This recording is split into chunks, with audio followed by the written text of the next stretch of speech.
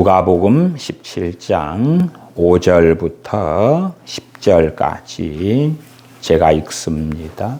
사도들이 주께 여짜오되 우리에게 믿음을 더하소서 하니 주께서 가라사대 너희에게 겨자씨 하나일 만한 믿음이 있었다면 이 뽕나무 더러 뿌리가 뽑혀 바다에 심기우라 하였을 것이요 그것이 너희에게 순종하였으리라. 너희 중에 뉘게 밭을 갈거나 양을 치거나 하는 종이 있어 밭에서 돌아오면 저더러 곧 와 앉아서 먹으라 할 자가 있느냐. 도리어 저더러 내 먹을 것을 예비하고 띠를 띠고 나의 먹고 마시는 동안에 수종 들고 너는 그 후에 먹고 마시라 하지 않겠느냐. 명한 대로 하였다고 종에게 감사하겠느냐. 이와 같이 너희도 명령받은 것을 다 행한 후에 이르기를 우리는 무익한 종이라 우리의 하여야 할 일을 한 것뿐이라 할지니라. 아멘. 사도들은 누가복음 17장 5절에서 주님께 여쭙니다. 우리에게 믿음을 더하소서 그럽니다. 우리에게 믿음을 더하소서라고 사도들이 주님께 요청한 이유는 누가복음 17장 1절부터 4절까지에 있습니다. 첫째는 17장 1절에 실족해 하는 일이 없을 수는 없으나 실족해 하는 일이 일어난다 하는 것입니다. 그리고 실족해 하는 자들에게는 화로다, 화가 있다. 실족해 하는 일을 저지르는 것보다는 오히려 그 실족해 하는 자의 목에 연자맷돌을 메우고 바다에 던져지는 것이 낫다라는 정말 무서운 말씀을 하십니다. 주님을 믿는 믿음이 작은 소자 한 명을 실족해 하는 것보다 한국의 끔찍한 조폭의 수법으로 할 때는 그 사람을 콘크리트 속에 집어넣어 가지고 바닷속에 산채로 던져버리는 그러한 일을 당하는 것이 더 낫다라는 정말 무서운 말씀을 하시는 것이지요. 그렇게 실족하게 하는 일을 행할 위험성, 나아가서 3절에 만일 네 형제가 죄를 범하거든 경계하고는 번역이 잘못된 것입니다. 이 경계하고에 해당하는 헬라어 단어는 에피팀마오라는 단어인데 책망하다, 견책하다, 꾸짖다 하는 단어입니다. 그래서 개역성경의 번역은 명백한 오역이고 개정개혁판은 경고하고 경고도 의미가 잘못됐습니다. 개정개혁판의 경고하고도 잘못된 번역이 됩니다. 마음이 온건한 사람 혹은 소극적인 사람들은 어떤 형제가 우리에게 죄를 범하였을 때에 어떤 것이 편합니까? 입을 다물고 덮고 지나가는 것이 편하지요. 어떤 형제가 내게 죄를 범하였는데 그를 책망하는 것, 그를 꾸짖는 것, 또한 헬라어 단어의 의미에서는 책망하는 것도 중하게, 엄격하게, 강하게 책망하는 의미를 담고 있습니다. 우리는 다른 사람들을 책망할 때에 쉽게 죄를 짓습니다. 그 사람을 판단하거나 복수심을 심거나 내가 높아지는 교만함에 빠지거나 하는데, 그렇게 죄 짓지 않는 가운데서 상대방을 정죄하고 비난하고 공격하고 보복하는 마음을 갖지 않고 상대방보다 높아지는 교만한 마음을 갖지 않고서 엄히 책망해야 하는 것이지요. 그러나 우리는 그 사람과의 관계를 망가뜨리기도 싫고, 책망할 때에 상대방은 대부분 듣지 않고 더 악하게 되는 일들은 다반사로 일어납니다. 오히려 형제들 가운데 소수만 책망을 받아들이지요. 그래서 주님의 말씀에 순종하는 것은 매우 어려운 일이 되죠. 나아가서 주님께서는 그가 회개하거든 용서하라 말씀하십니다.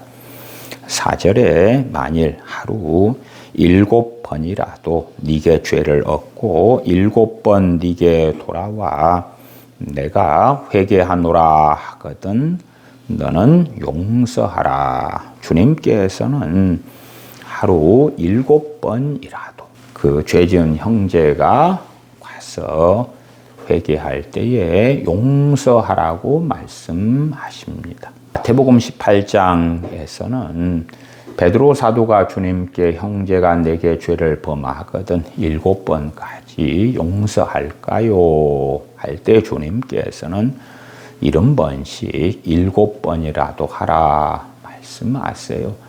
그 본문과 차이점은 뭐냐 하면 누가복음 17장 4절은요. 하루라는 것이 들어가 있어요. 하루에 7번.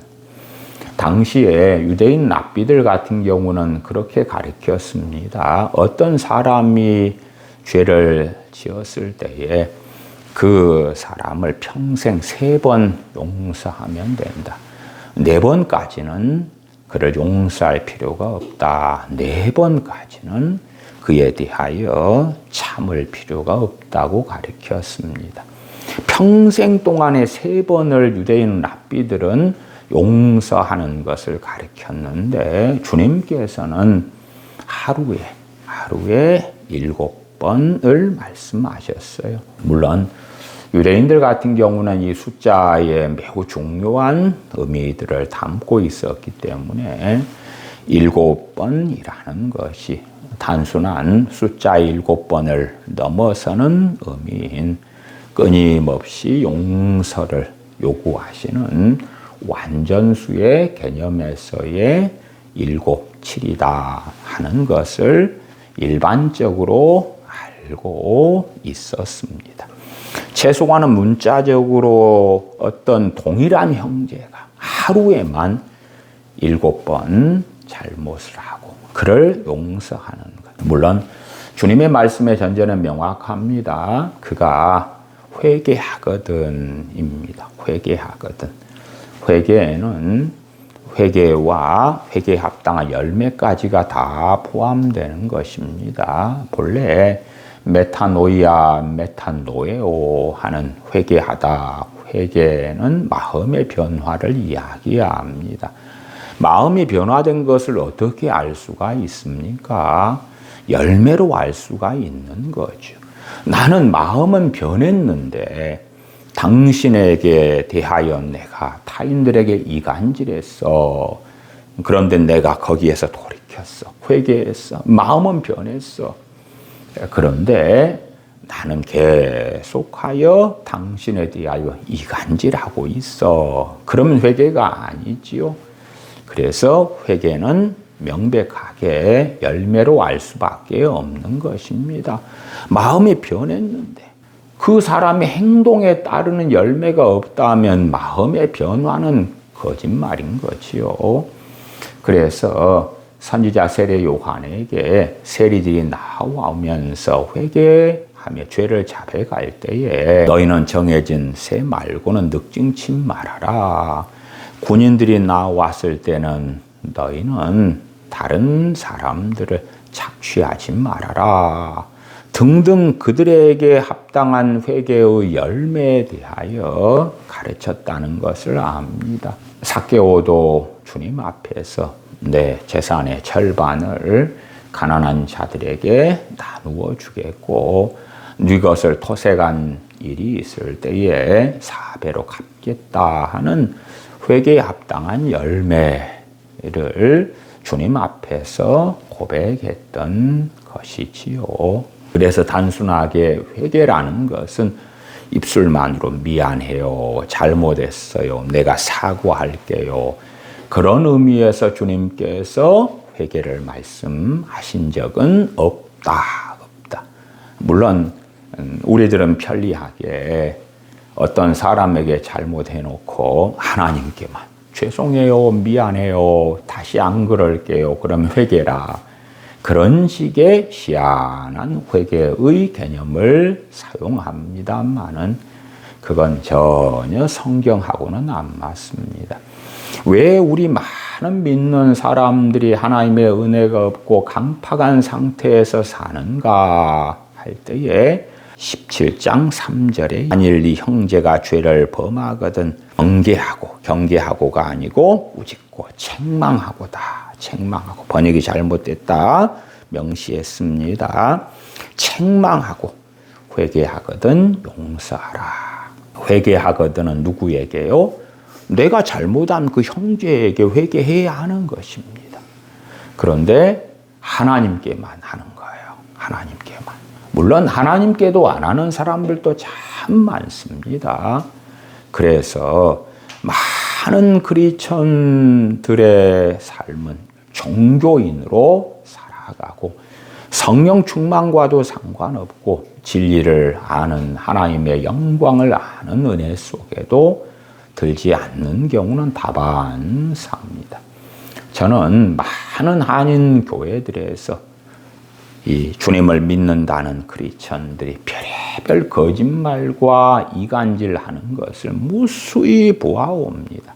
그리고 그런 말도 안 되는 거짓말, 이간질하는 자신의 악행에도 불구하고 전혀 피해를 입은 사람들에게 회개하지 않는 것이죠. 회개하지 않아요. 오히려 그렇게 믿는 형제들에 대하여 이간질하고 거짓말하고 공격하고 속이고 하는 일이 아무 일이 아닌 것처럼 덮어버리는 다수의 교회들, 또한 목회자들의 목회 방식, 교인들의 삶의 방식을 보는 것은 놀라운 일이 아닙니다. 일상사이기 때문에 그러하죠. 그래서 주님과 그렇게 먼 것이고 하나님과 동행하는 삶과 그렇게 먼 것입니다. 용서에는 크게 두 가지가 있습니다. 그것은 마음속에서 용서하는 것. 그래서 하나님께 내가 직접 복수하지 않고 상대방에 대하여 원한을 가지지 않고 하나님께 심판을 맡겨드리는, 마음에서 상대방을 증오하지 않는, 미워하지 않는, 정죄하지 않는 용서. 그것은 주님의 기도를 통하여 우리가 알 수가 있고요. 그 다음에 두 번째 용서는 화목이죠. 화목. 상대방과 화해하는 것. 한 믿음의 형제로 살아가는 화해의 용서가 됩니다. 그런 의미에서 17장 3절에 회개하거든 용서하라의 용서는 화해하는, 화목하는 그러한 용서를 이야기합니다. 그러나 우리 대부분의 믿는 사람들은 형제가 죄를 범하거든 책망하고 그걸 안 하니까 나는 피해만 당했는데 그 다음에 상대방이 회개하지 않아. 그래서 우리 자신들의 행위조차도 하나님 앞에서 문제가 되지요. 좋은 게 아니야. 상관없지 않아. 그 다음에 지는 완전한 것처럼 내 허물을 왜 들쑤셔. 그렇게 하는 경우가 많아요. 그리고 유감스럽게도 우리 개혁성경이나 개정개혁판의 번역이 헬라어 성경 원문하고 다르게 대충 덮고 넘어가는 의역을 했더라. 경계하고는 또 뭔 말이고, 그 다음 경고하고는 뭔 말이고, 책망하고 꾸짖고. 그나마 현대인의 성경 번역이나 새 번역, 공동 번역은 꾸짖고 그렇게 번역했으니까 다른 한글 번역 성경들은 그나마 잘 번역했어요. 그리고 4절에 하루에만 해도 7번이라도 그가 회개하면 용서하라 말씀하시는 거예요. 그래서 누가복음 17장 1절부터 4절까지의 말씀을 주님의 사도들이 들을 때에 너무 어려운 거예요. 너무 어려운 거예요. 주님의 말씀에 순종하고 사는 것이 너무 어려운 거예요. 물론 제가 볼 때는 가장 어려운 것 중에 하나가 죄를 범하는 형제에 대하여 책망하는 것.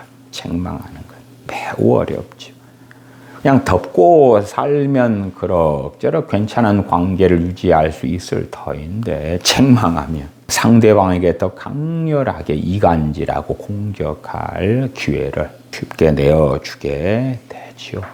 또 교회 안에 더 심각한 파당, 분당, 당 짓는 일들이 벌어지는 것은 허다한 일이 되고야 말지요. 그래서 너무 어려워요. 소극적일수록 더 어렵고. 그러면 우리는 이 연약함 앞에서 우리의 정말 쉽지 않은 주님의 명령 앞에서 사도들이 주님께 여쭙는 것은 당연한 일이 될 수밖에 없어요. 왜? 주님의 명령을 따라 행하려면 결국은 믿음이 더 강해져야 하는 거예요. 자신들의 이 연약한 믿음 가지고는 안 되는 걸 발견하기 때문에 주님께 5절에 우리에게 믿음을 더하소서. 더 강력한 믿음이 있으면, 더 큰 믿음이 있으면 주님의 말씀대로 우리가 살 수 있을 거예요 라고 고백하는 것이에요. 주님의 말씀 앞에서 사도들, 주님의 제자들은 자신들의 무능력함을 깨닫고 알았기 때문에 우리에게 믿음을 더하소서라고 주님께 부탁드리는 거지요. 우리에게 믿음을 더하소서에 대한 여러 하나님의 사람들의 설명을 좀 보자면 알렉산드리아의 키릴은 제자들은 이러한 사랑과 오래 참음을 인간의 본성으로는 감당할 수 없음을 알았습니다. 그래서 그들의 믿음이 더해져야만 주님의 명령을 행할 수 있다는 것을 깨달았기 때문에 주님께 요청하였던 것입니다. 암브로시우스는 용서하는 것은 하나님을 닮는 일입니다. 그러므로 하나님의 은혜 없이는 하나님께서 진실로 바라시는 중심에서 형제를 용서하는 것이 가능하지 않기 때문에 믿음을 더해달라 주님께 제자들은 요청했던 것입니다. 어거스틴은 용서는 인간의 자연적인 성향이 아닙니다.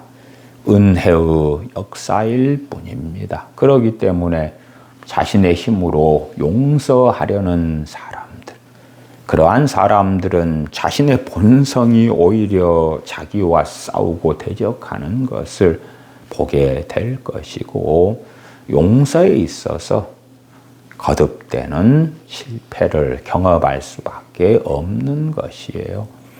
제가 계속 아예 말씀드리는 것처럼 주님의 말씀을 우리가 상고하고서 용서하라고요? 알았어요. 그렇게 하고 살게요. 그런데 자기가 하나님의 말씀을 준행할 능력을 자기 안에서 만들어낼 수 있는 것처럼 그렇게 착각하는 거예요. 하나님 의존적인 삶, 하나님을 의지하는 것이 뭡니까? 믿음의 삶이고 믿음이죠. 하나님을 의지하는 게 믿음이고 의지하고 살아가는 것이 믿음의 삶이에요. 믿음이란 하나님을 붙드는 것이에요.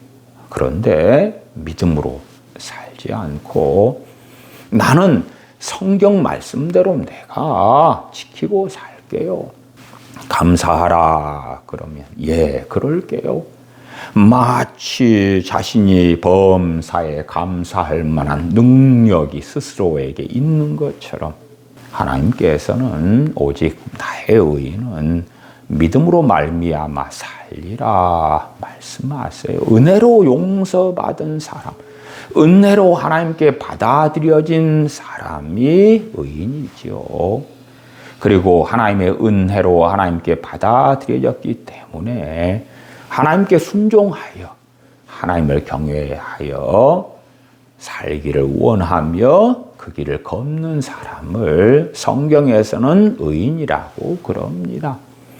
그러나 믿음으로 그 하나님께 순종하는 삶을 사는 것이 가능하지 자기의 의지력, 자기의 지능, 자기의 지혜 그걸로 가능하지 않다 그 말이에요. 용서하는 것 자기의 인간 본성으로 가능한가 할 때 그렇지 않아요. 억울한 일을 당해요. 물론 그 억울한 일이라는 것이 객관적인지 주관적인지는 또 다른 문제지만 내가 손해를 입었어, 내가 억울한 일을 당했어, 내가 배려받지 못했어 그러면 우리의 이 인간 본성에서는 그에 대하여 불평하고 불만하고 원망하고 짜증내고 실망하고 미워하고 낙담하고 저주하고 그런 게 튀어나오는 거예요. 사도 바울은 로마서 7장에서 무엇을 고백합니까? 주님을 배웠고 거듭난 사도 바울이 내 속 곧 내 육신에 선한 것이 거하지 아니하는 줄을 아노니 고백해요.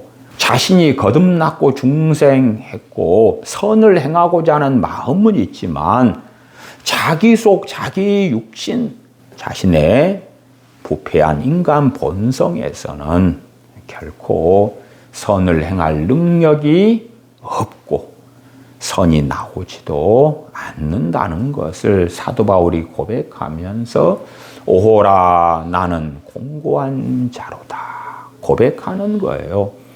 하나님의 말씀을 내가 듣고 나는 예수님 믿는 사람, 거듭난 사람이니까 말씀대로 내가 마음 먹으면 살 수 있어요. 그렇게 생각하는 사람들은 주님의 십자가 복음에서 벗어나는 거죠. 벗어나는 거예요. 믿음 밖으로 나가는 거예요.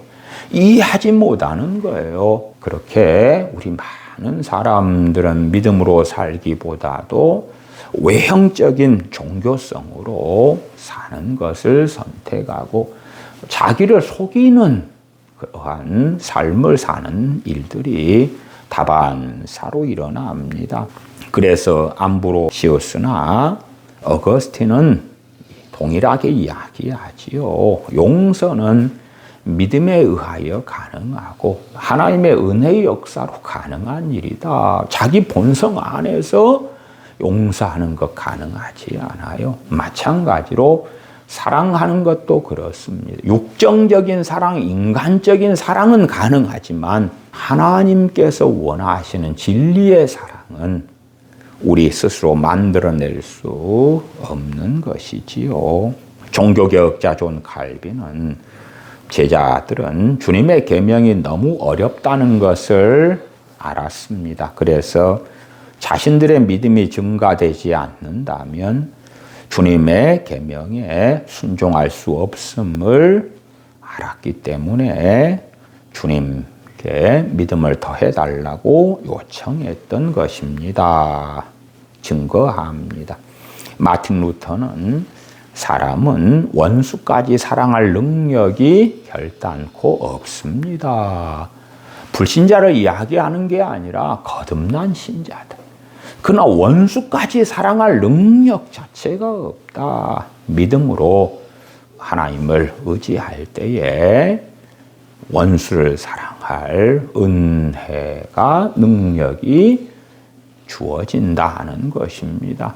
포도나무의 가지가 우리 신자들일진데 원수를 사랑하는 것이 포도나무 가지가 포도 열매를 맺는 것이라고 합시다. 그러면 포도나무에서 주어지는 물과 양분을 통하여 열매를 가지가 맺을 수 있는 것이지, 포도나무에서 떨어져서 스스로 가지가 열매를 맺을 수 있느냐 할 때에 그럴 수 없기 때문에 주님께서는 요한복음 15장에서 너희는 나를 떠나서는 아무것도 알 수 없느니라 말씀하시는 거예요.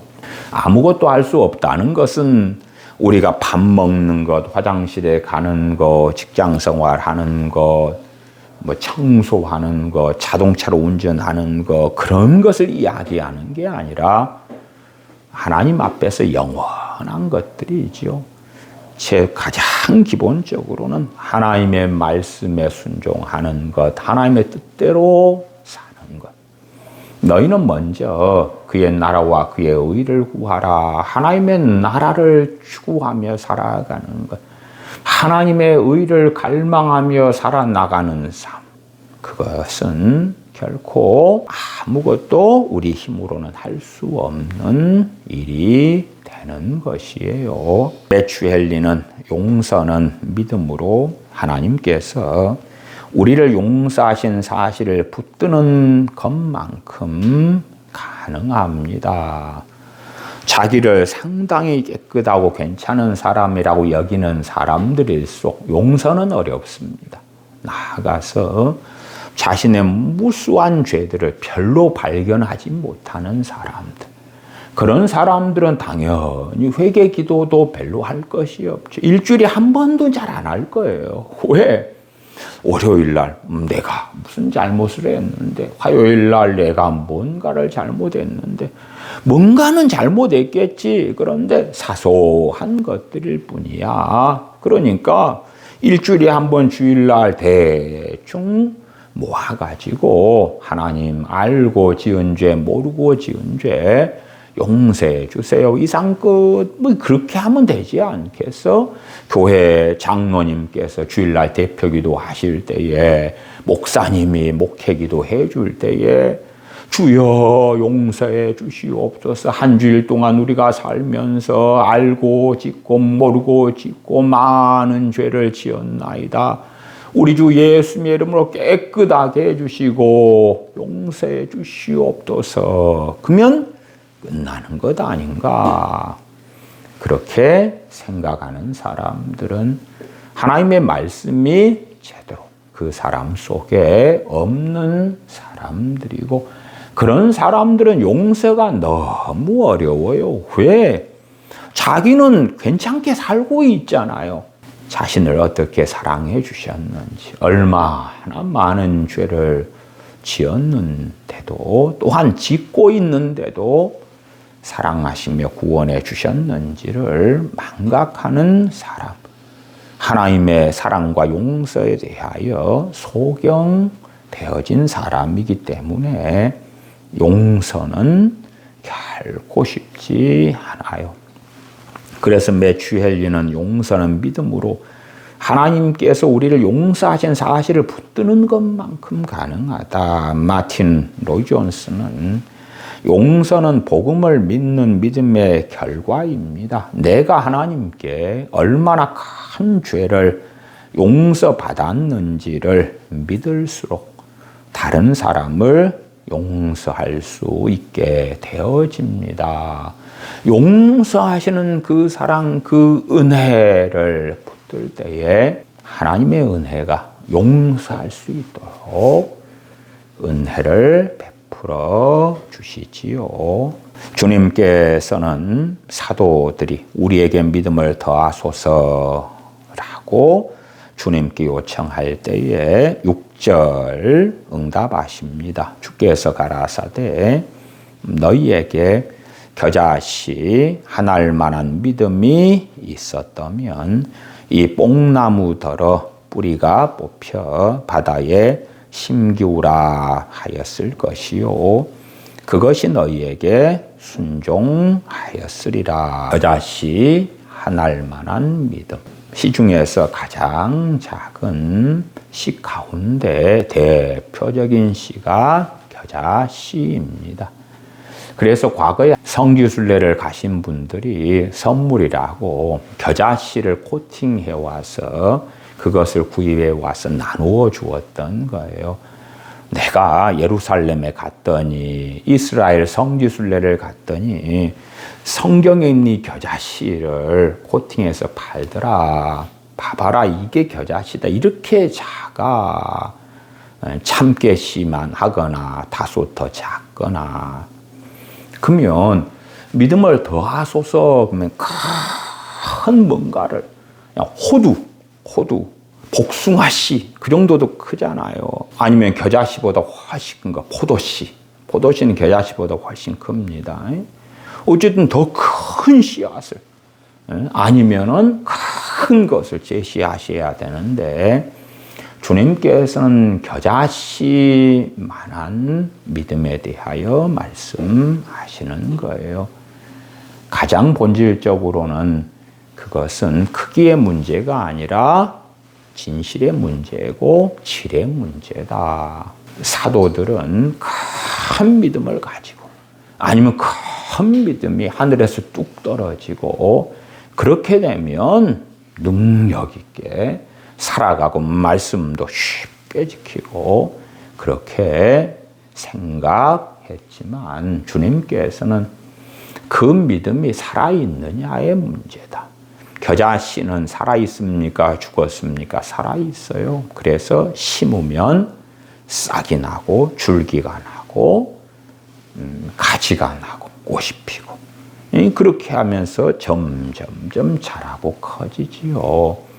그 믿음이 정말 작은 믿음이라도 살아있느냐 진실한 믿음이냐 말씀하시면서 그 믿음이 정말 진실한 믿음이고 살아있는 믿음이라면 그 작은 믿음으로도 불가능을 가능하게 한다고 말씀하시는 거예요. 믿음은 어디에서 납니까? 믿음은 하나님의 말씀에서 납니다. 과연 하나님의 말씀을 붙드는가? 하나님의 약속을 신뢰하는가? 하나님께 나아가는 자는 그가 계신 것과 그가 자기를 찾는 자들에게 상 주시는 이심을 믿어야 할지니라 말씀하시는 것 같은 믿음을 가지는가? 단지 성경의 몇 구절을 나열하는 문제가 아니죠. 잠언에서 무릇 지킬 만한 것보다 네 마음을 지키라. 생명의 근원이 이에서 남이니라 말씀하시면 그 말씀을 믿는다고 합시다. 그 말씀을 정말 믿는다면 무엇을 지키려고 발부둥 칠 수밖에 없습니까? 마음을 지키려고. 안 믿으면 마음을 지킬 필요가 없지요. 자기 생각대로 자기 감정대로 살면 될 거 아니에요. 실망하면 실망하는 대로, 짜증나면 짜증나는 대로, 낙심하면 낙심하는 대로, 우울하면 우울한 대로, 누가 미우면 미운 대로, 시기하면 시기하는 대로 살면 될 거 아니에요. 욕심이 생기면 욕심을 부릴 수 있는 대로 부리고. 하나님의 말씀을 믿는다는 건 단지 내게 듣기 좋은 약속만 가지고 하나님 이런 약속들이 있는데요. 믿습니다. 이루어 주세요. 그게 아니지요. 너는 내 명철을 의지하지 말라. 범사의 그를 인정하라. 그리하면 네 길을 지도하시리라. 그 말씀을 믿으면 자기의 명철이 아니라 자기의 총명, 자기의 지혜가 아니라 범사의 하나님을 인정해야 한다. 그러면 범사는 모든 일이니까 하나님이 인정하는 것이 뭘까? 어떻게 인정해 드리지? 그 말씀을 믿으니까 하나님께서 내 길을 지도하시는 것을 누가 누릴 것이냐? 내가 크리스천이기 때문에 자동적으로 성령의 인도하심이 나타날 것인가? 아니구나. 하나님을 인정하는 그 자리에서, 내 명체를 의지하지 않는 그 자리에서 하나님의 인도하심이 있겠구나. 왜? 말씀을 믿으니까. 그렇기 때문에 우리 많은 크리스천들은 유감스럽게도 대부분의 말씀에 대하여 지식적으로는 예, 맞습니다 하지만 믿지는 않는다는 것을 알 수가 있어요. 그러한 교리적인 성경 지식의 인정을 믿음으로 생각하는 거예요. 믿음으로 생각해요. 결코 유감스럽게도 그렇지 않지요.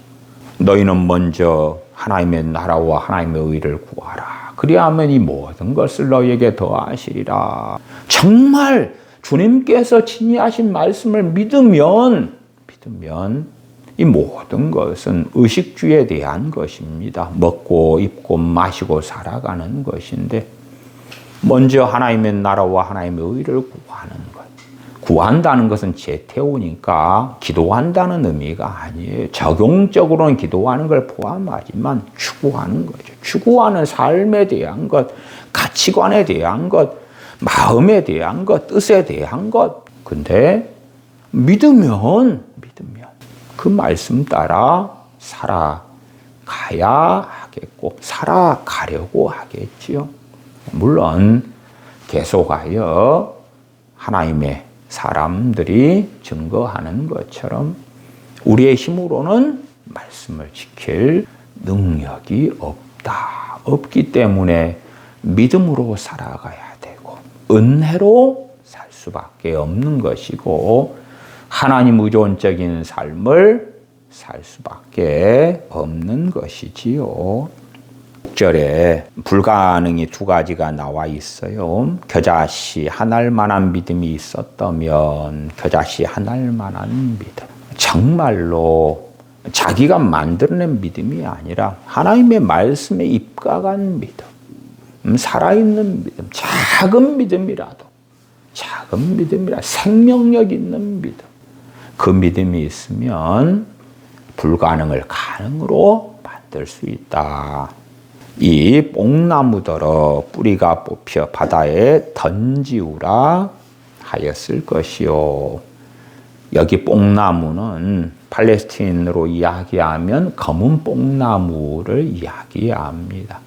이 검은 뽕나무는 수백 년간 자라나는 나무인데 뿌리가 굉장히 깊고 강한, 그래서 태풍이 불어도 넘어지지 않는 종류의 뽕나무입니다.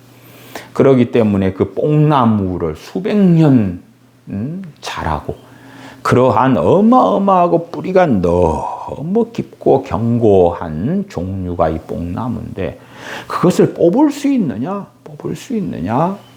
거의 불가능한 일이죠. 두 번째는 뽕나무는 당연히 바다에 자랄 수가 없어요.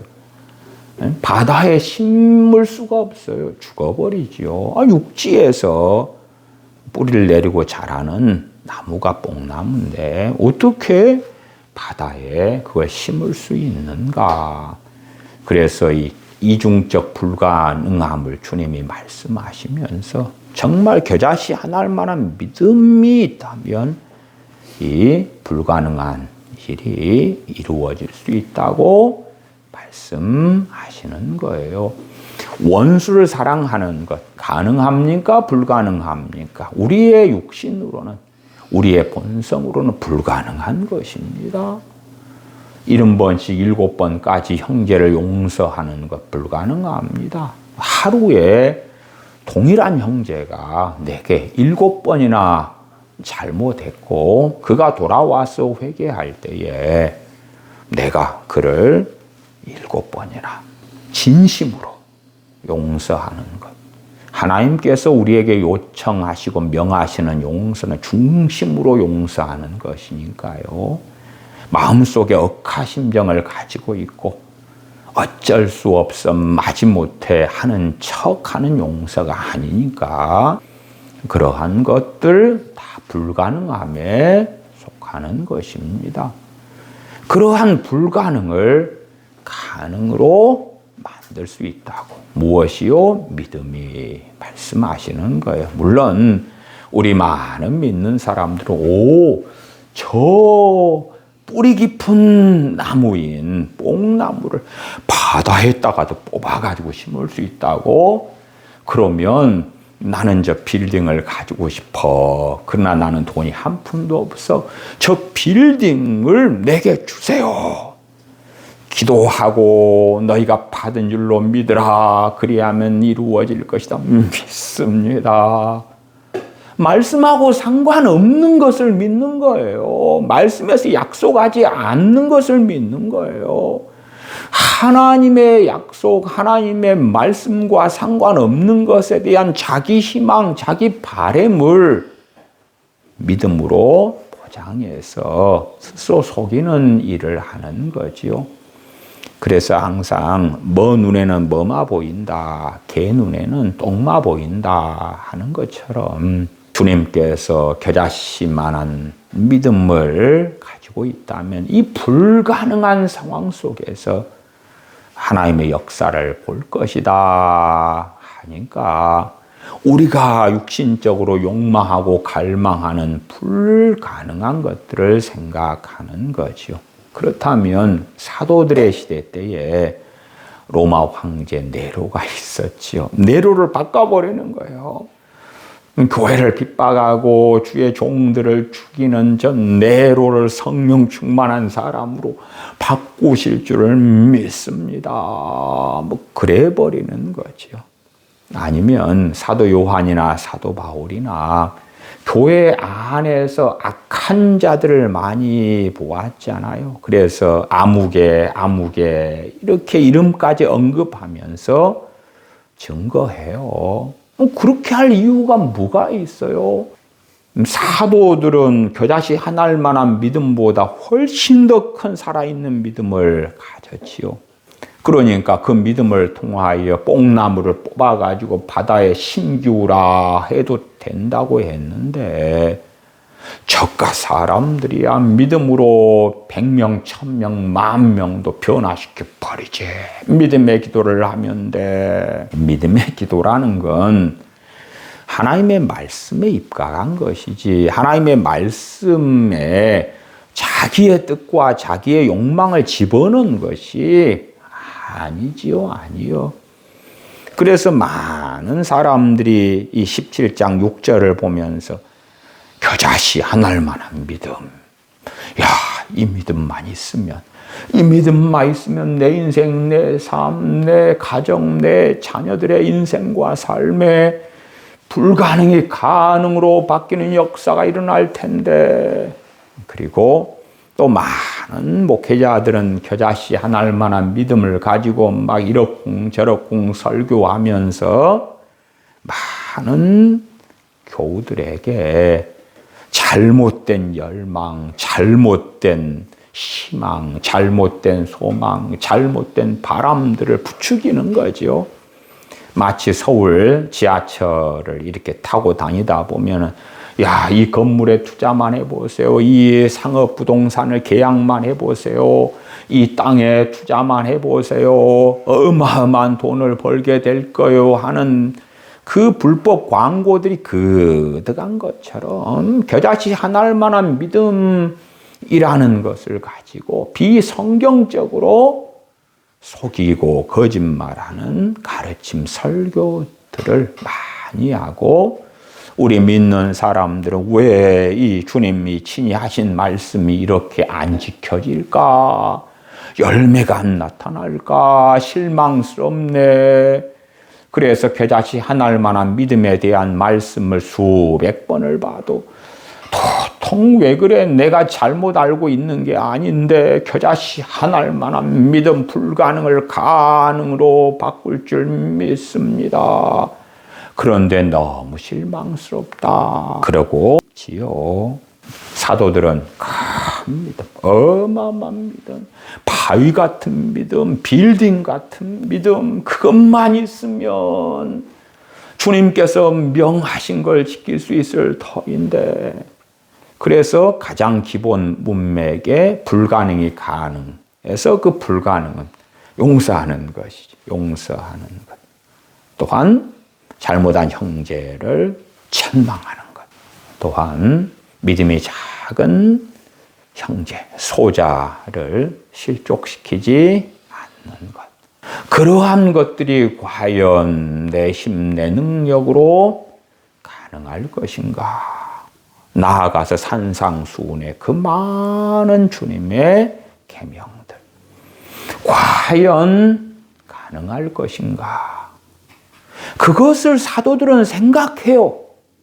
주님도 그러한 주님의 계명을 전제로 말씀하시고, 그러나 우리는 저 아파트가 얼마 하는데 나는 돈이 없어. 이 불가능을 가능으로 내 자식이 너무나 말썽을 많이 피워. 그러면 내 자식을 어떻게 선량하고 믿음 좋고 주님을 사랑하고 세상에서도 능력 있는 자녀로 만드는가? 그러한 불가능을 가능으로 그러고 있으니까 소경이 될 수밖에 없고, 누가복음 17장 6절의 말씀을 보고 읽고 읽어도 도통 모르겠어. 나는 잘 이해한다고 하고 있는데 실적이 없네. 이 말씀의 결과가 나타나지 않아. 그러고 있지요. 그 다음에 주님께서는 사도들의 믿음을 더하소서라는 이어지는 답변에 무익한 종의 비유를 하십니다. 7절, 너희 중에 네게 밭을 갈거나 양을 치거나 하는 종이 있어 밭에서 돌아오면 저더러 곧 와 앉아서 먹으라 할 자가 있느냐? 도리어 저더러 내 먹을 것을 예비하고 띠를 띠고 나의 먹고 마시는 동안에 수종 들고 너는 그 후에 먹고 마시라 하지 않겠느냐? 명한 대로 하였다고 종에게 감사하겠느냐? 이와 같이 너희도 명령받은 것을 다 행한 후에 이르기를 우리는 무익한 종이라 우리의 하여야 할 일을 한 것뿐이라 할지니라. 이 무익한 종의 비유에서 종은 노예지요, 노예. 우리 그리스도인의 신분에 대하여 성경은 다방면으로 말씀하십니다. 여러 가지로 말씀하세요. 그러나 우리들은 그 가운데 가장 좋게 보이는 것만 매우 강조합니다. 우리는 하나님의 자녀야. 하나님의 자녀의 권세를 가지고 있어. 그런데 하나님께서는 무엇을 말씀하십니까? 너희는 너희의 것이 아니라 갑으로 삼바 되었나니. 우리는 우리의 것이 아니다고 말씀하시고, 무익한 종의 비유를 통하여 우리는 그리스도의 종들인 것을 명백히 말씀하셔요. 그 외에 무수한 말씀을 통하여 주님의 다스림, 주님의 통치 가운데 우리가 살아야 하는 것을 지속적으로 성경은 말씀합니다. 그러나 하나님의 자녀야 그러면서 유감스럽게도 하나님과 비기는 자리에 서서 살아갈 때가 너무 많아요. 하나님과 비기는 것이 무엇입니까? 교만이죠, 교만. 하나님의 뜻 앞에 내 뜻을 어떻게 해야 되죠? 거부해야 되죠. 왜? 주님께서 아무든지 나를 따라오려거든 자기를 부인하고 내 뜻을 꺾어야 되는데 꺾지 않아요. 꺾지 않아. 그 다음에 심지어 내 뜻을 가지고 기도를 하는 거죠. 내 뜻이 있고 내 욕망이 있고 내 욕심이 있을 때에 하나님의 뜻인 하나님의 말씀에 주어 보아야 할 터인데 그렇게 안 하는 거예요. 기도로 하나님께 들어주세요. 나는 자녀잖아요. 나는 하나님의 자녀니까 아바 아버지 부르면서 응답해 주시옵소서 하겠사오니 응답해 주십시오. 기도를 통하여 사실은 자신이 교만 속에 깊이 들어가고 하나님과 비기는 자의 자리에 앉아 있다는 것을 이해하지 못하는 우리가 되지요. 어떤 실망스러운 일을 만났을 때 실망하고 낙심하고 좌절하고 그러면서 하나님 제가 이렇게 되지 않게 해달라고 기도했잖아요. 그러면서 인내하지 않고 실망하고 낙심하면서 자기의 감정이 제고 중요한 사람으로 살죠. 그것도 하나님과 비기는 거죠. 비기는 것. 이 무익한 종의 비유를 통해서 많은 걸 말씀하시지만 가장 기본적으로는 겸손을 말씀하세요. 겸손을. 하나님, 내가 하나님을 믿어드렸잖아요. 예배드렸잖아요. 무엇을 나한테 내놓으렵니까? 무익한 종의 비유를 통해서 우리가 종이라고 말씀하시는 거예요. 우리는 당연히 하나님의 자녀지요. 그러나 또한 우리는 종이에요. 종. 이 종은 노예를 이야기하는 것입니다. 노예. 그래서 어떤 노예가 주인에게 속해 있는데 그 노예가 일을 합니다. 자신에게 주어진 사명에 따라서 자신에게 주어진 명령에 순종하여 일을 한다 그 말이에요. 그게 7절이에요. 너희 중에 네게 밭을 갈거나 당시의 노예들은 주인의 밭을 갈았어요. 주인의 양을 쳤어요. 그리고 이제 해가 질 때에 집으로 돌아오죠. 집으로 돌아오니까 주인이 아이고 너희들 고생했다. 이제 편히 쉬어라. 내가 밥 차려줄게. 씻을 물을 줄게. 그러는가? 오히려 종이 밭에서 또한 양을 치면서 고생하고 돌아왔는데 주인은 어떻게 그 종에게 이야기합니까? 8절에 도리어 저더러 내 먹을 것을 예비하고 띠를 띠고 나의 먹고 마시는 동안에 수종 들고 너는 그 후에 먹고 마시라 하지 않겠느냐. 이게 당연한 종이 해야 할 일인 거예요. 종의 사명이고 종의 부르심인 거예요. 그 자리가 우리 그리스도인의 자리인 거예요. 그리스도인의 자리. 우리가 아무리 많이 순종하고 봉사하고 섬기고 그랬다. 하나님 내가 그렇게 했어요. 1000번이나 헌금을 바치면서 기도했잖아요. 내가 눈이 오나 비가 오나 새벽 기도했잖아요. 제가 다른 사람들 위하여 도고로 눈물을 흘리며 기도를 이렇게 많이 했어요. 비가 오나 눈이 오나 노방에 서서 노방 전도를 했어요. 내가 이렇게 주의 종으로 30년을 살았어요. 내가 주님의 복음을 증거하면서 주님을 믿는 사람들이 몇십 명이 증가했어요. 내가 교회를 몇 개를 설립했어요. 성경을 몇 독을 했어요. 헌금을 어떻게 힘든 가운데 드렸어요. 하나님 그렇게 내가 충성되이 살아왔는데 왜 내 삶은 이렇게 빈궁합니까? 나는 왜 이리 보잘것없어요? 왜 나를 축복하지 않습니까?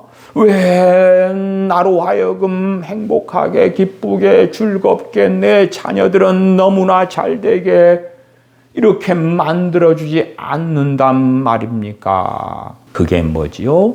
교만이죠. 교만이죠.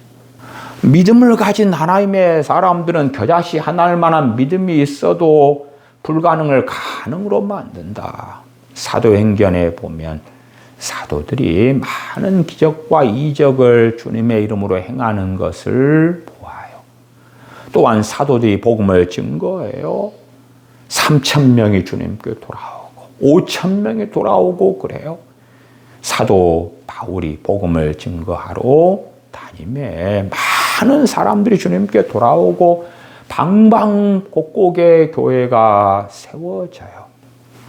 바울과 실라가 2차 전도 여행을 갔을 때에 성령님께서는 그를 마게도냐로 보내십니다. 그가 먼저는 아시아로 가서 복음을 증거하려고 했는데 성령님께서 막으시는 거예요. 그리고 그를 마게도냐로 보냈어요. 마게도냐는 어디입니까? 유럽입니다. 유럽. 예, 여러분이 알고 있는 고린도전서, 후서, 고린도가 어디입니까? 유럽이에요. 그리스, 지금의 그리스. 유럽으로 바다 건너 보내버리신 유럽으로.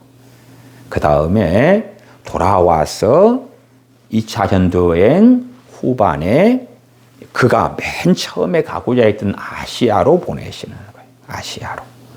그리고 3차 전도 여행이 아시아의 복음을 증거하는 것이 가장 중심이 되는 거예요. 그 아시아는 아시아 속주를 이야기해요. 아시아 속주. 아시아 속주가 어디에 속해 있냐 그러면 크게 넓게는 소아시아에 속해 있어요. 소아시아는 지금으로 하면 터키, 튀르키예라고 하죠. 그 큰 소아시아에. 그 안에 이제 속주가 있단 말이에요. 속주가. 그것이 아시아 속주. 그리고 아시아 속주의 수도가 어디냐 그러면 에베소가 되죠. 거기에 온 아시아 사람들, 온 아시아 속주에 속한 사람들이 다 복음을 전해 듣게 되는 때가 3차 전도 여행 때. 그러니까 내가 복음을 증거하러 아무데나 가면 하나님이 함께 하셔가 아니라 하나님의 뜻 가운데, 주권 가운데, 예비하심 가운데 복음을 증거하더라도 해야지. 무조건 내가 복음을 전하고 기도만 많이 하면 하나님이 기뻐하시고 전도만 많이 하면 기뻐하시고 그건 아닌 거예요. 그거 아니에요. 그러니까 사람들은 겉모양으로 선하고 좋게 보이는 일들에 하나님께서 기뻐하시겠거니 생각하는 일들은 많지요. 주님께서는 무익한 종의 비유로 우리 그리스도인 신자들의 자리가 어떤 자리인가를 말씀하시는 거예요. 우리 주 예수님의 피로 우리는 삼바가 되었어요. 그러면 무익한 종처럼 우리도 종이에요. 노예일 뿐이에요. 진실로 하나님의 나라에 우리가 살아가게 되었을 때에 하나님의 자녀로서 누리게 될 영광을 누릴 것입니다. 그러나 이 땅을 살아나가면서는 정말 우리의 정체성이 하나님의 자녀이자 종이구나, 종. 목회자만 주의 종입니다. 물론 또 목회자들에 대하여 주의 종 할 때의 종은 굉장히 높인 어떠한 이상향적인 표현이 되지만 그러나 성경의 종은 그게 아니지요. 그래서 충성된 종의 비유, 악한 종의 비유, 종의 비유로 주님께서는 많이 말씀하셨는데 여기에서 우리는 자존감을 높이고 스스로 대단한 사람, 괜찮은 사람으로 만들려고 주님께서 종의 비유들을 하실 때에 그걸 치워버리는 거예요. 의미를 치워버리는 거, 없애버리는 거예요. 종이 밭에서 일을 하고 또한 양을 치는 일을 하고 돌아와서 주인을 위하여 음식을 준비하고 주인이 식사하는 동안에 수종드는 건 당연한 그의 의무예요. 그러니까 종이 내가 밭에서 일하고 왔어요. 이제 주인 당신 일할 차례예요. 그럴 수가 없는 거예요. 그렇기 때문에 무익한 종이라 그렇게 주인 앞에서 종은 증거하고 고백해야 된다고 말씀하시는 거예요. 우리의 가장 기본 올바른 자세와 태도가 하나님 앞에서 잘 잘 예배드리고 순종하고 봉사하고 구제하고 많은 기도 생활을 그 다음에 이르기를 10절 하반에 우리는 무익한 종이라 우리의 하여야 할 일을 한 것뿐이라 할지니라. 우리가 해왔던 하나님의 말씀에 따라 살아왔던 것들을 우리의 공로로 만든다면 우리는 복음에서 벗어나는 것이에요. 하나님의 말씀을 우리가 믿기 때문에 순종해요. 심지어 겨자씨 한 알만한 믿음을 통하여 사도행전에 스데반 집사님이 행했던 이적, 표적, 기적이 나타나는데 쓰임받기도 해요. 그러하지만 우리는 겸손해야 하죠. 마땅히 하여야 할 일을 한 것뿐이다 그 말이에요. 10절 상반절에 이와 같이 너희도 사도들 너희들이 명령받은 걸 다 행한 후에 자기의 마음을 높이면 안 된다. 교만해지면 안 된다. 바바람 나를 통하여 이러한 놀라운 일이 벌어졌구나. 내가 어느 도시에 복음을 전했더니 주님께 돌아왔다. 내가 어느 도시에 복음화를 위하여 기도했더니 그 도시에 부흥이 일어났다. 어험. 사도 바울 같은 사람이 마게도냐에 가서 복음을 전했더니 마게도냐 그 유럽에가 복음이 증거되기 시작하고 교회가 우후죽순 생겨나기 시작했다. 어험. 그렇게 교만한 자의 자리에 들어가고 하나님의 영광을 도둑질하면 안 된다는 것이에요. 마땅히 해야 할 의무를 지킨 것뿐이다. 그래서 다 명령받은 걸 다 행한 후에 이르기를 우리는 무익한 종이라 우리의 하여야 할 일을 한 것뿐이라 할지니라. 문맥상 무익한 종이라 할 때 무익한은 전혀 쓸모없는 그런 의미가 아닙니다. 밭에서 일도 하고 왔고 양도 치고 왔고 그런데 쓸모없다 하는 건 문맥적으로 안 맞고요. 공로가 없다 그 말이에요. 왜? 당연한 의무니까. 당연한 의무니까. 주님, 내가 당신을 위하여 이렇게 수고했습니다. 그러면 내게 무엇을 해주겠습니까? 그렇게 될 수가 없고 그런 마음이 교만이다. 교만. 잘못된 마음이다. 무익한 종입니다. 내가 마땅히 해야 될 일을 한 것뿐입니다. 왜 우리 많은 사람들이 하나님 임재 가운데 살지 못하는가? 하나님과 동행하지 못하는가? 이 종의 마음을 가지지 않기 때문에 그러는 것이에요. 물론 주님의 명령들 앞에서 우리가 교만해져서 내 힘으로 내 능력으로 할 수 있는 것 같이 살아가는 교만도 있고 믿음을 통하여 은혜로 인하여 주님의 명하시는 일들을 했는데 내가 하였노라. 내 능력으로 했노라. 그러면 하나님 내게 무엇을 해 주시렵니까? 하는 어리석은 교만으로 가기 때문에 그래요. 이 무익하다, 무익한 종이다 하는 주님께서 무익한 종의 비유를 하신 것에 대하여 요한 크리소스톰은 이 본문은 교만을 깨뜨리는 말씀입니다.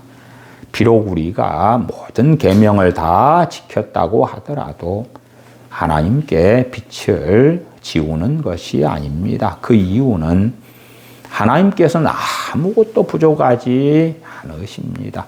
우리의 순종은 하나님의 은혜로 가능한 것이고 순종은 우리의 의무이기 때문입니다. 하나님은 아무것도 부족하지 않다. 정말 무수한 하나님의 사람들은 반복적으로 증거해 왔어요. 그러나 현 시대는 기도에 대하여 잘못 가르치면서 하나님은 우리의 기도 없이는 일을 못 하셔요. 우리가 기도를 해주면 하나님은 너무 고맙다 그러셔요. 기도에 대한 고전에 속하는 책들을 보아도 그러한 정말 망상증에 속하는 기도에 대한 가르침들이 많아요. 하나님은 부족한 것이 너무 많아. 우리가 기도하지 않으면 일을 할 수 없어. 우리가 믿어드리지 않으면 일할 수 없어. 같은 너무나 오만방자하고 교만한 가르침들이 넘쳐나지요. 종교学자 존 칼빈은 그리스도께서는 무익한 종의 비유를 통하여 그리스도인들의 모든 공로 사상을 제거하시는 것입니다. 무익하다는 것은 하나님께 아무 유익을 더하지 못한다는 뜻입니다. 우리가 해야 될 의미를 통하여 우리의 공로가 되는 것을 하나님께 드릴 수 없다 그 말이에요. 우리가 이걸 했으니까 하나님 고맙지요, 감사하지요. 그럴 수 없다. 마틴 루터는 신자는 가장 많은 일을 했을 때에도 자기 의를 자랑할 수가 없습니다. 왜냐하면 모든 것이 하나님의 은혜이기 때문입니다. 고린도전서 15장 10절에 사도 바울은 증거했지요. 나의 나된 것은 하나님의 은혜로 된 것이니 내게 주신 그의 은혜가 헛되지 아니하여 내가 모든 사도보다 더 많이 수고하였으나 내가 아니요 오직 나와 함께 하신 하나님의 은혜로라. 하나님의 은혜로 인하여 사도 바울 자신이 모든 사도보다 수고했다고. 그러나 하나님의 은혜가 있었기 때문에 그 수고가 가능한 것이기 때문에 내가 아니요 오직 나와 함께 하신 하나님의 은혜로라. 그렇게 사도 바울은 하나님께 영광을 돌려드리는 것입니다. 토머스 왓슨은 성도는 가장 많은 일을 하고서 가장 겸손해야 합니다. 그 이유는 우리가 가진 능력도 하나님께 받은 것이고 행한 일도 하나님의 은혜 때문에 가능하고 또한 하나님께서는 우리의 순종이 없어도 그 어느 것에도 부족함이 없으시고 완전하시기 때문입니다. 증거했습니다. 마틴 로이 존스는 그리스도인은 자신이 하나님께 무엇을 드렸다고 생각하는 순간에 이미 복음에서 벗어나기 시작합니다.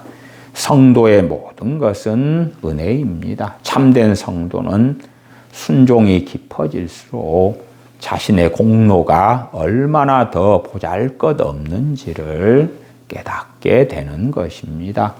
참된 성도는 성화가 깊어질수록 나는 하나님의 은혜만 필요한 사람일 뿐입니다. 라는 의식이 더욱 깊어지는 것입니다. 증거했습니다. 진실로 하나님의 말씀에서 나오는 믿음, 하나님을 붙드는 믿음은 신자를 교만하게 만드는 것이 아닙니다. 오히려 믿음으로 사는 그리스도인은 자신의 무능함과 자신의 부족함과 자신의 무가치함을 더 깊이 깨달을 수밖에 없습니다. 그러나 믿음으로 사는 척하고 믿음으로 사는 삶을 살지 않는 그리스도인들은 자신을 더 드러내고 인정받고 나타내는 어리석음으로 가지요. 이 무익한 종의 비유는 우리에게 우리의 자리를 알려준다고 말씀드렸지요. 하나님 앞에서의 우리의 자리를 아는 것이 무엇입니까? 겸손이에요, 겸손. 그래서 지난 시간에도 말씀드렸던 것처럼 겸손에 대하여 다시 반복하여 말씀을 드리고자 합니다. 겸손이라는 것은 우리 자신을 비하하거나 낮은 척하거나 그러는 것이 아니지요. 하나님 앞에 섰을 때에 우리가 마땅히 있어야 될 자리, 또한 마땅히 가져야 될 낮은 마음에 대하여 말씀하시는 거예요. 빛 가운데 섰는데 우리의 더러움과 우리의 어리석음이 드러날 것 아닙니까? 간혹 가다가 어떤 연예인, 너무나 잘생기고 팔등신이고 그러한 멋진 연예인 밑에 평범한 남자가 서면 일반적으로 그 남자는 오징어 됐다 그러지 않습니까? 그러한 연예인 옆에 서서 사진을 함께 찍는 것은 그 사람의 흑역사가 되고 말겠지요. 우리들끼리 모여 있을 때는 큰 문제가 없는 거예요. 근데 멋지고 잘생기고 아니면 너무 아름다운 여자 연예인, 여자 모델 옆에 우리가 서면 우리의 키가 얼마나 작은지, 얼마나 머리가 큰지, 피부가 안 좋은지, 늙었는지, 스타일이 구린지, 뭐 등등등 얼마나 드러나겠어요? 그것처럼 거룩하신 하나님 앞에 우리가 섰는데 우리가 어떻게 교만할 수가 있는가? 그래서 어떠한 사람이 기도 생활을 많이 했다고 합시다. 그러면 그 사람의 기도가 진짜면 그 사람은 더 겸손해져 갈 것입니다. 왜? 기도는 하나님 앞에 머무는 것이고 하나님의 존전에 엎드려 있는 것이니까 하나님의 영광을 볼 것이고 알 것이고 하나님의 거룩하심을 더 깨달아갈 테니까 그는 자기가 어떠한 존재인지를 더 발견할 수밖에 없는 것은 너무나 당연한 일인 거예요. 이 무익한 종의 비유를 통하여 이 종도 주인의 명한 것을 행하고 그리고 일 끝나고 와서 주인의 먹을 것을 준비해 줘요. 주인 앞에 섰어요. 그러면 어찌 자랑할 수 있습니까? 이 주인은 우리 주 예수 그리스도 만왕의 왕 만주의 주이실진데 그 앞에서 우리가 아무리 많은 일을 했다 해도 주님의 십자가의 피, 주님 자신의 생명을 통하여 나를 구원하신 은혜에 대하여 정말 작은 응답을 한 것일 뿐이에요. 어떤 사람이 우리의 빚을 한 1,000억을 갚아줬다고 합시다. 그리고 우리가 1,000억을 갚아준 사람에게 20원짜리 사탕을 하나 줬다고 합시다. 그리고 내가 당신에게 먹을 걸 주었지 않습니까? 그러면 그 사람은 정신 나간 사람이 되고야 말 것이에요. 당신이 내가 도무지 갚을 수 없는 1,000억의 빚을 갚아줬는데 나는 20원짜리 사탕의 위대한 걸 당신에게 돌려줬지 않느냐 이걸로 퉁치자. 그럴 수 있습니까? 그것처럼 우리가 무수하게 하나님의 말씀대로 살고 순종하고 그랬다 할지라도 1,000억과 20원짜리 사탕의 격차보다 주님의 생명을 통한 구원의 역사, 은혜의 역사, 하나님의 사랑과 은혜에 비하자면 그 20원짜리 사탕보다도 못한 것이 되고야 말아요. 그래서 겸손에 대하여 우리는 깊이 생각하지 않는 일이 많기 때문에 성경에서 말씀하는 겸손이 무엇인지를 다시 반복해서 말씀을 드리려고 해요. 요한 크리소스톰은 겸손은 자신이 하나님 없이는 아무것도 아니라는 사실을 아는 것입니다. 이 세대는 점점점 자기 자신을 부각시키고 높여요. 제가 최근에도 한국교회 주일학교에서 부르는 찬양들, 중고등부에서 부르는 찬양, 청년들이 부르는 찬양, 그런 것들을 말씀을 드렸어요. 그러한 CCM 곡들의 가사를 보면 그 사람을 높이는 거예요. 그 사람을 높여요.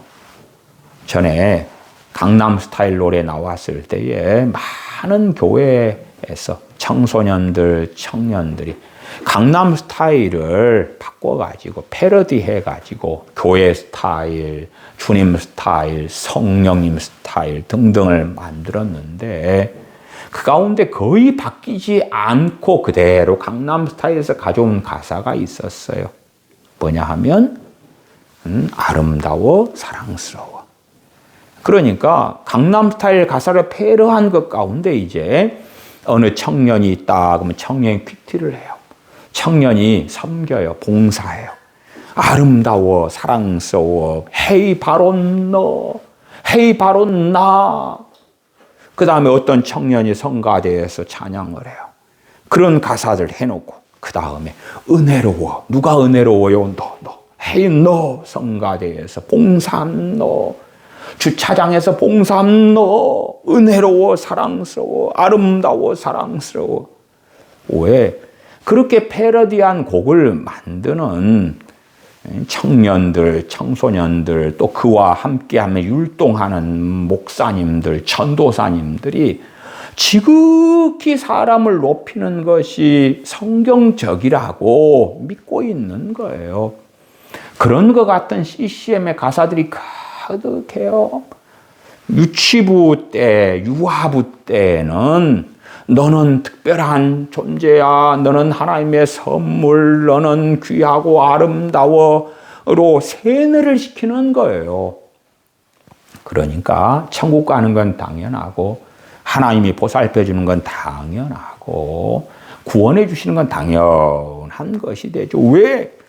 내 자아를 점점 부풀려 놓거든요. 자기를 부인하는 것이 아니라 정반대로 유치부 때부터 노래를 부르는 거예요.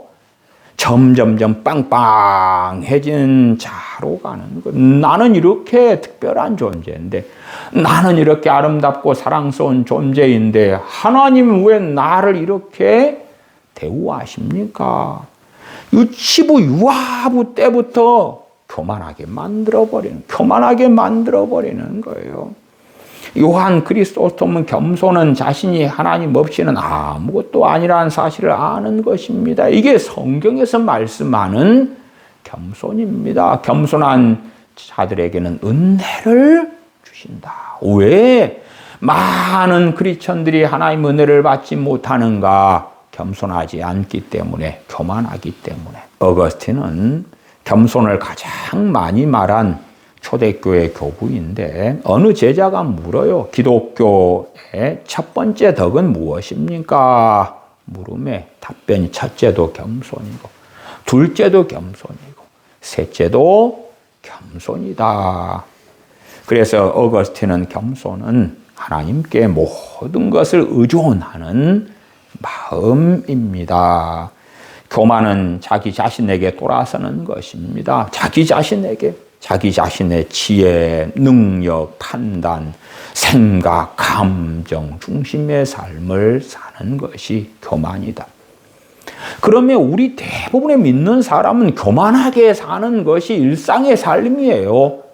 그리고 그것이 교만이라는 것을 자각하지 않아요.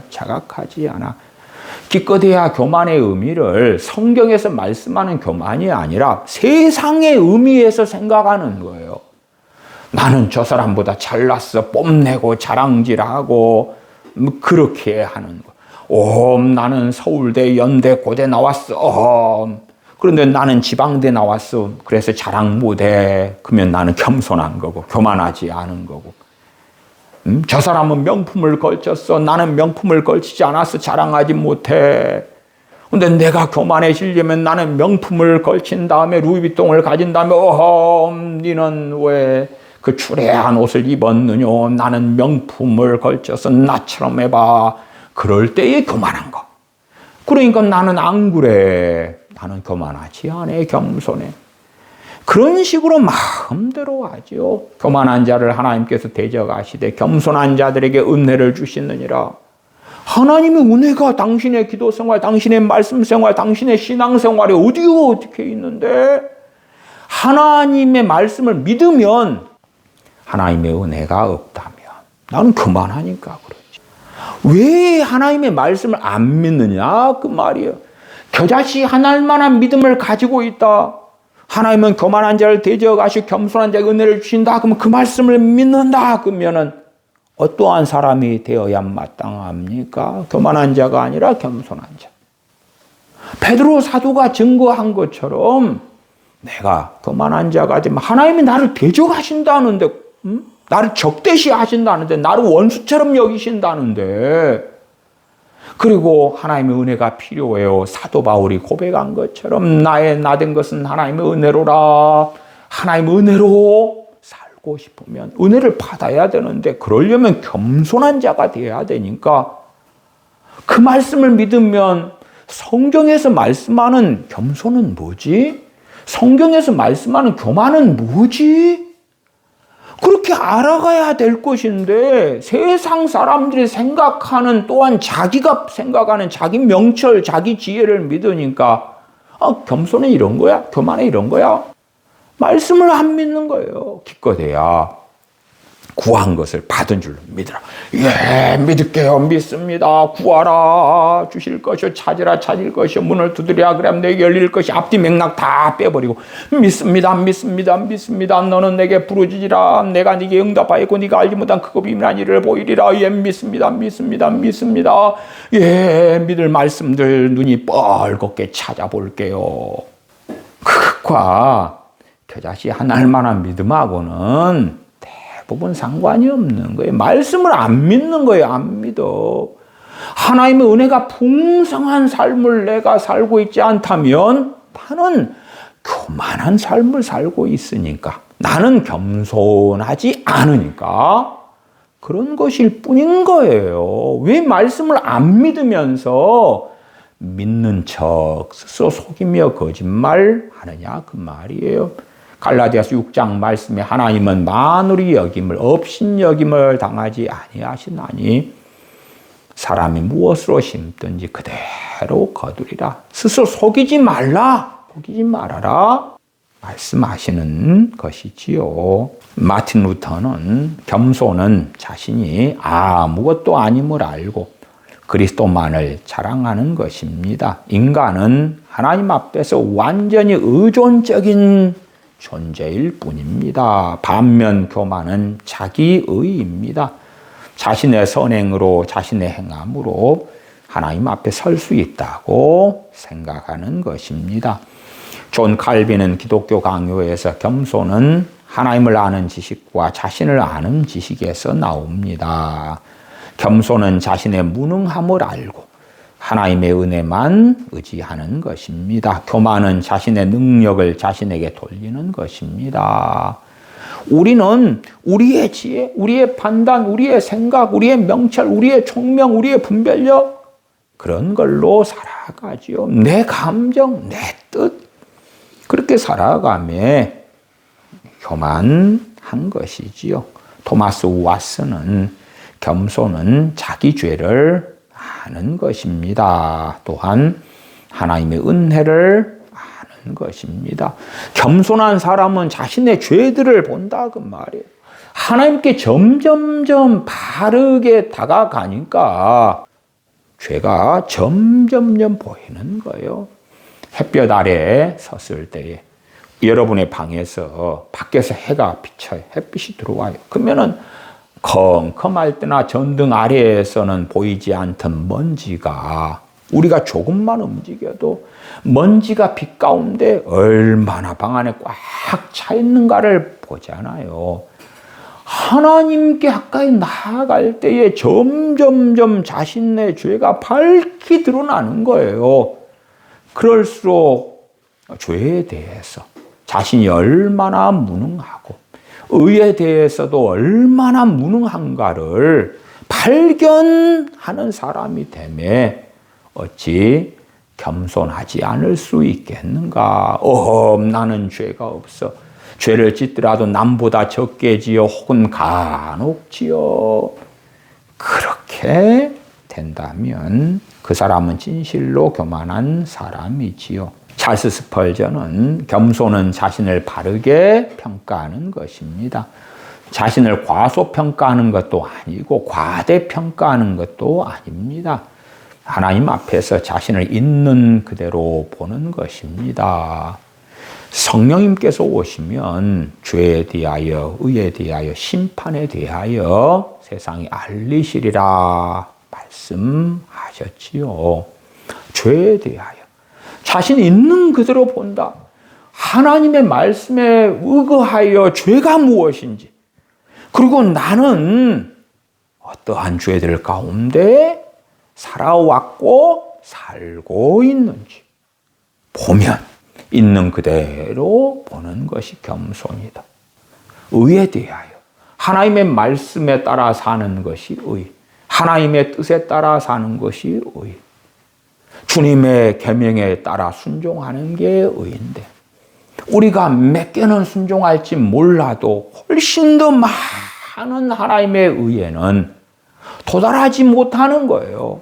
그렇기 때문에 믿음으로 주시는 의가 아니고서는 어찌 구원받으며 어찌 하나님 앞에 그 누가 설 수 있겠는가. 우리가 거듭나서 그리스도의 의를 덧입은 사람이라 해도, 그러나 내가 크리스천으로 살지만 하나님의 의의 기준을 성경 66권을 통해 보는데, 우리 자신을 말씀을 통하여 그대로 비추어 보면 우리의 의는 얼마나 보잘것이 없는가. 자신이 있는 그대로 찰스 스펄전 목사님이 증거한 것처럼 그대로 판단하면, 다른 사람과 비교해서 도토리 키재기 말고 하나님의 말씀에 근거해서 우리 자신을 그대로 평가하는 사람이었지, 교만한 자가 될 수 있으며 겸손을 모르는 자가 될 수 있겠는가. 반면에 교만은 자신을 지나치게 생각하는 것입니다. 그래서 교만은 하나님의 은혜의 가장 큰 원수가 됩니다.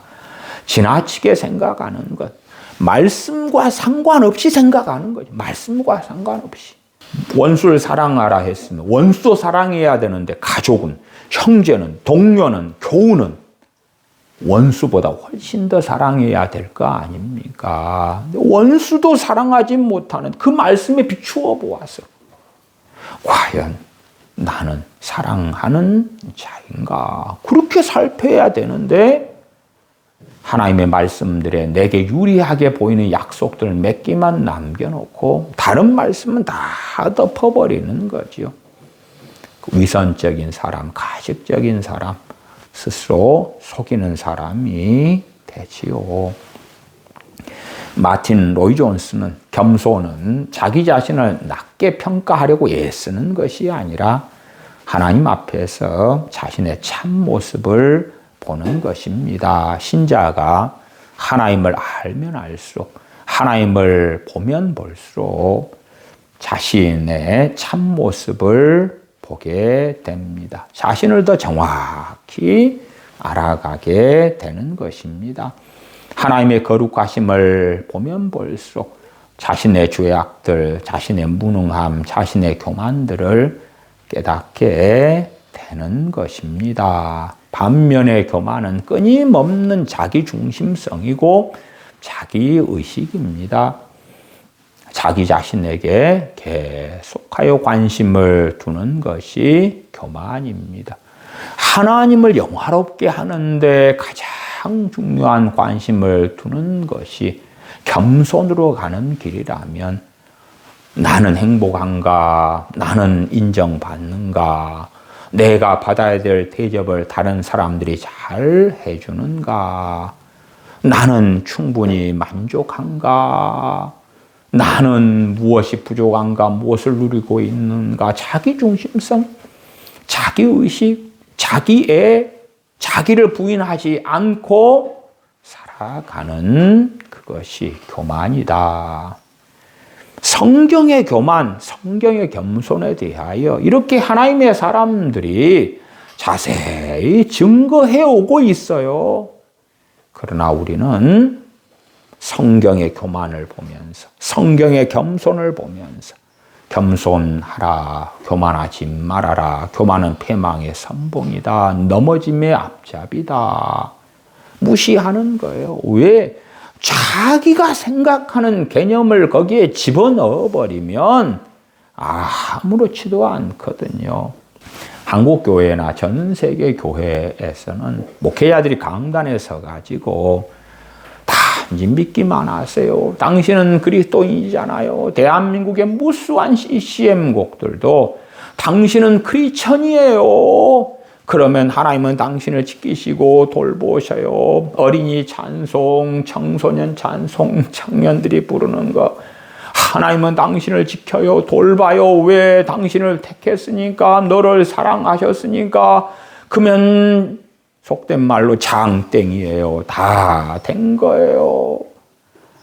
그렇게 계속 노래 부르는 거예요. 인이 박히도록. 그런 CCM 노래라는 것은 막 10번, 100번, 1000번도 부르잖아요. 그리고 마치 성경 몇 구절을 가지고 짜집기 하는 악마의 편집같이 되어져 있는 것들이기 때문에 성경에 있는 진리처럼 와닿는 거예요. 점점 교만을 부추기고 교만한 삶을 살도록 CCM 곡들이 부추기는데, 그러니까 하나님의 은혜는 멀어지고 하나님의 임재 속에 하나님과 동행함은 멀어지면서 저는 무익한 종입니다 하는 종의 자리에 서지 않는 것이지요. 기도하겠습니다. 아버지 하나님, 자주 또한 많이 교만하게 살아갑니다. 그러면서도 주님께서 말씀하시는 겸손을 알지 못합니다. 주님께서 온유하고 겸손하시며 주님에게서 배우라고 말씀하셨음에도 우리는 주님의 온유를 배우지 않으며 겸손을 배우지 않습니다. 그리고 저희는 단순한 윤리와 도덕으로 생각하고 지나가 버리고 맙니다. 그러나 하나님의 은혜가 아니고서는 주님과 동행할 수 없는 줄을 알기 때문에 하나님의 은혜 속에 살기 위해서는 겸손한 것이 무엇인지 우리 자신의 무능력을 깨닫고 알아서 주님을 붙들지 않고서는 하나님 앞에 설 수 없다는 것을 알기 때문에 전적인 의존과 하나님을 붙들며 말씀을 붙드는 삶을 살 수밖에 없사온즉 저희들이 믿음으로 살며 겸손으로 사는 하나님의 자녀가 되도록 은혜를 주시옵소서.